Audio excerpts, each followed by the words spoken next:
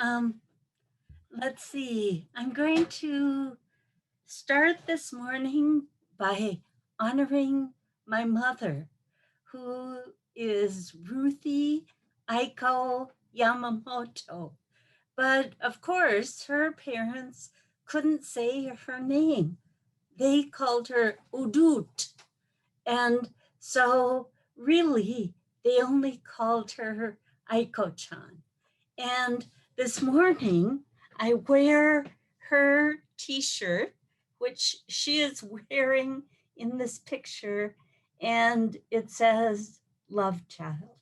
So, as I start this morning to talk about creating understanding about people, about racism, about racial prejudice, and cultural pride, cultural similarities, cultural differences. Whew, this is going to be a talk about how we actually made this happen at the YWCA of Minneapolis. Um, I'm the daughter of a chicken sexer.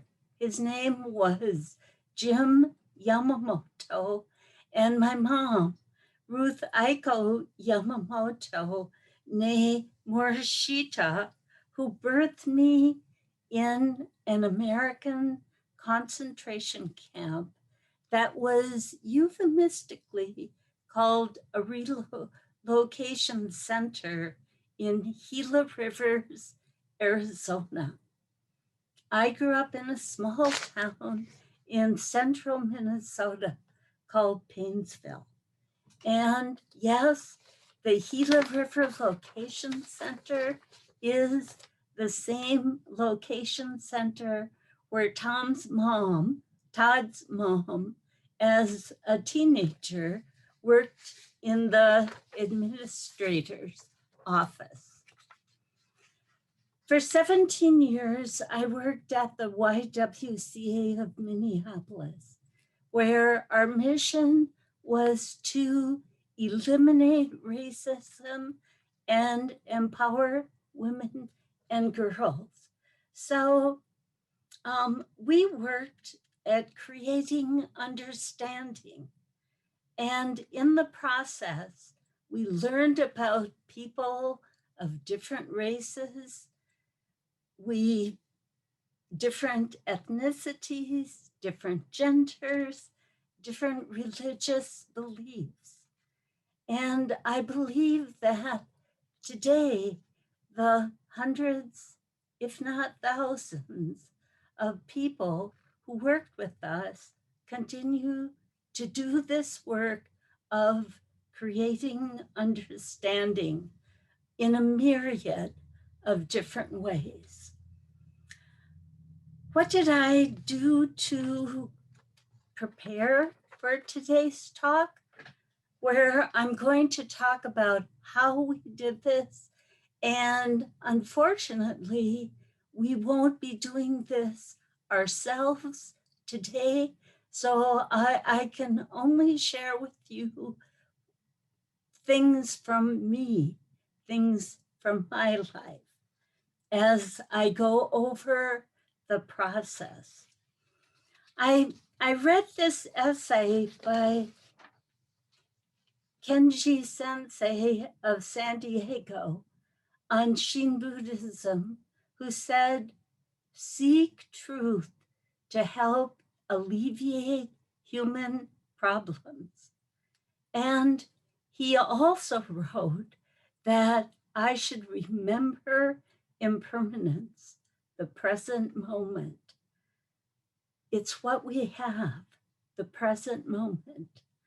We are all interdependent, where everything depends on the other and affects the other. And our relationships to each other and to elements of the earth help us to diminish our sense of self. So at the YWCA of Minneapolis, to do this work of creating understanding amidst our differences, amidst our cultural and racial diversity, we brought people together, sometimes over 1,400 racially diverse people who sat with each other at tables of 10 to have lunch. And we had designed a very, very simple protocol that provided a trained facilitator at each table and discussion topics, which really were questions, questions that we were willing to ask ourselves, to speak to, and more importantly, to listen to others in order to create understanding. So today I'll simply talk about that process. We had these questions. We had a facilitator at each table, and it was her or his job to keep the conversation going, but most importantly, to keep time so that no one person would dominate the conversation at their table. What we did was we asked the timekeeper to allow each person at each table approximately up to 3 minutes to respond to the question so that all the people at each table had an opportunity to speak, and the rest of the people at the table had the opportunity to listen. Listening is as important as speaking in this process. The facilitator would remind people too that listening is really what creates knowledge, the knowledge of what other people have experienced, and that openness was an essential quality for each of us to bring to the conversation. So we did it. We believe. We created understanding in the context of racial diversity and cultural diversity, in the context of racial and cultural differences. We began by asking questions of ourselves and others. These questions were simple, very simple, such as, who am I? What is it about me racially and culturally that impacted me as I grew up in, and then you fill in the blank. Where did you grow up? I grew up, I grew up in Painesville, Minnesota, small town, Minnesota, where where I and my family were the racial diversity, not the cultural diversity of our town. I am a third generation of my family living in America, and I'm called Sanse. I speak English. I don't speak the Japanese language, And I believe, oh, the reason I don't speak the Japanese language is that my mother wanted her children to be Americans. So we didn't learn how to speak our cultural language. I believe that I missed out because I couldn't communicate with my grandparents. I couldn't communicate with other Japanese people who spoke Japanese. But that's my story. I grew up in this small town that had a spring-fed lake that was called Lake Coronas, where my dad loved to fish and my brother and I loved to swim. My dad was a chicken sexer. So people would always ask, what? What is that? What does he do? A chicken sexer went to hatcheries where baby chickens were being born, being hatched. And when people in the town or farmers close to Painesville wanted to purchase chickens, they only wanted to purchase pullets who laid eggs, and when they were eaten were much more easy to eat and delicious because they weren't tough. Their meat wasn't tough. So my dad did that for a living, and he also fished. Sometimes when he fished close to Lake Coronas, people would drive by and yell out their windows, "Hey, Chief, are the fish biting?" And people often, because we grew up in a small town, probably I learned that this happens throughout the country, that racial prejudice can make people feel uncomfortable and feel upset. I thought it was unfair because we were visually different, and white people, people in my town, came from the many countries of Europe and could say to me, "You're different. I don't like you. You shouldn't be here. This is our country, not your country." So I grew up learning about racial prejudice. So I'll go back to the process.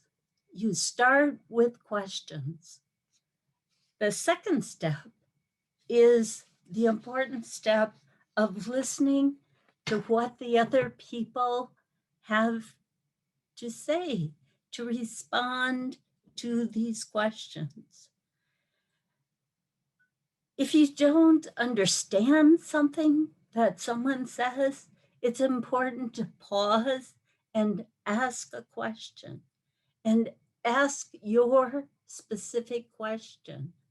I don't understand what you said about chicken sexers. What is a chicken sexer? And for many people in my town, saying the second word, SEXER, was a bad thing. Evidently, people in Minnesota are uncomfortable saying the word sex or anything that has to do with sex This was just about gender. Little baby chickens that were girl chickens and boy chickens. We only wanted girl chickens. So my dad and his the people who worked with him, my Uncle Sam included, um, could determine which little baby chickens were girls, which were boys. They called them pullets and cockerels. Farmers and people loved pullets. We were happy to feed them, to eat their eggs every day, to have them in our yards or in our chicken coops or in our farms. Nobody wanted to have cockerels, the boy chickens. So the questions that arise out of this conversation that people of many different races, many different cultures, many different backgrounds share with each other is the important part, the essential part of how to create understanding. And when people share life stories, life experiences, either positive, negative, neutral, it's important for us to listen and take in the knowledge that people are sharing with us. In this process, we create understanding. We hear, we listen, we ask questions. We are part of what creating understanding is all about. And by opening up conversations about racial diversity, culture and cultural traditions, about favorite foods, about holidays related to our cultural backgrounds, about events, about who we are, how we grew and how we grew up, really enriches everyone.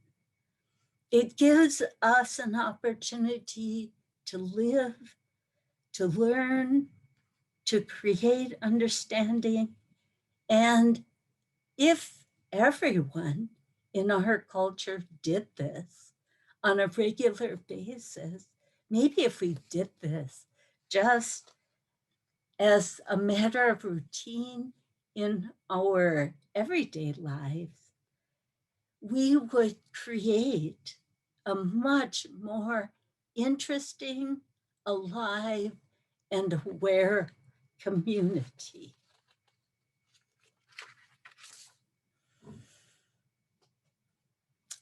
In my family, friendship was highly valued. For us, the Yamamotos, good friends were essential for good life. And so, just an example of how this occurred, my dad sexed chickens so that people could grow baby pullets. My uncle, my mom's youngest brother, Uncle Sam Morishita, was happy to come to Minnesota to help my dad sex chickens and determine the little pullet chickens.